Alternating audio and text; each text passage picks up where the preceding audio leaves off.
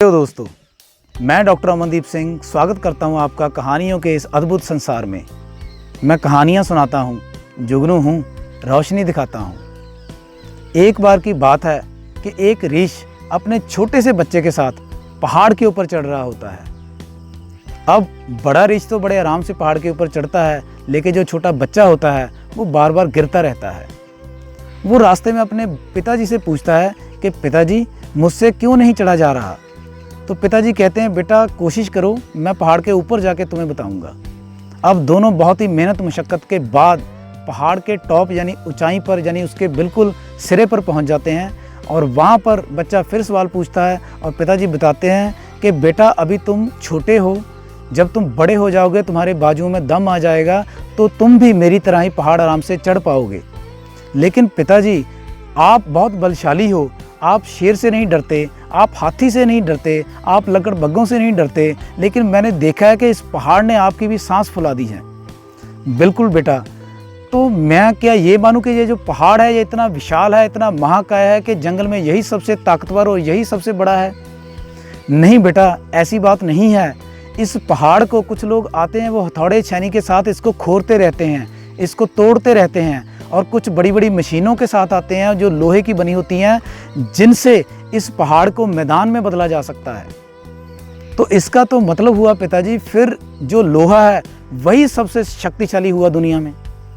नहीं बेटा, ऐसी भी बात नहीं है, क्योंकि लोहे को जब उच्च तापमान के ऊपर रखा जाता है, यानी जब उसे आग के ऊपर पकाया जाता है या आग के ऊपर रखा जाता है, तो तापमान के बढ़ने के साथ साथ लोहा पानी में बदल जाता है, यानी पिघल जाता है।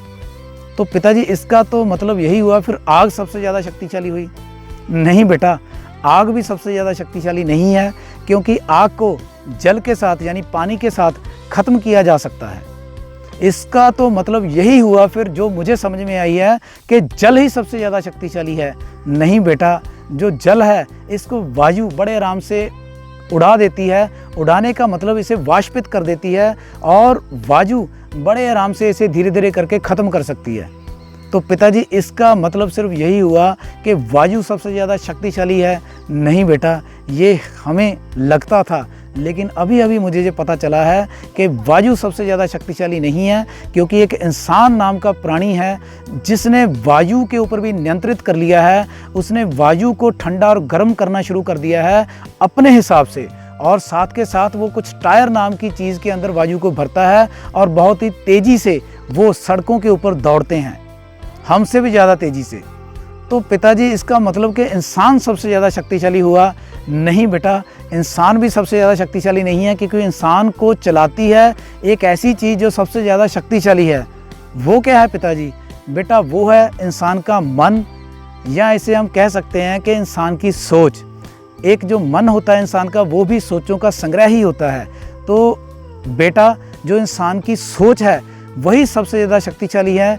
जो भी आज हमें अप्राकृतिक दिख रहा है, ये इंसान की सोच से उपजा है। अब ऋषि के बच्चे की तो बात क्लियर होगी दोस्तों।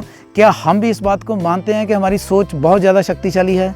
चलिए इसके बारे में थोड़ी सी बात करते हैं। जो भी आज हमें इर्द गिर्द दिख रहा है जो कि प्राकृतिक नहीं है, चाहे वो कोई कैमरा है, चाहे वो कोई कप प्लेट है, चाहे वो कोई गाड़ी है, चाहे वो कुछ भी किताब है, कॉपी है, पेन है, ये सब कुछ दोस्तों मैन मेड है।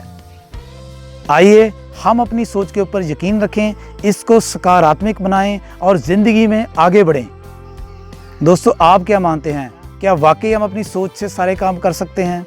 अगर आपको भी ऐसा लगता है या नहीं लगता है तो कमेंट करके ज़रूर बताइएगा।